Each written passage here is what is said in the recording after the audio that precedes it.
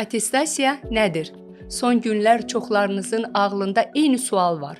Attestasiya nədir və niyə keçirilir? Gəlin birlikdə baxaq. Attestasiya sizin bilik və bacarıqlarınızın qiymətləndirildiyi bir prosesdir. Bu sadəcə bir yoxlama deyil. Bu sizin özünüzü göstərmək, nəyə nail olduğunuzu nümayiş etdirmək, hətta gələcəkdə daha məsuliyyətli vəzifələrə doğru addım atmaq üçün bir fürsətdir. Əlbəttə, bu proses müəyyən hazırlıq tələb edir. Amma əsas məsələ odur ki, siz bununla öz bilik və təcrübənizə bir güzgü tutursunuz.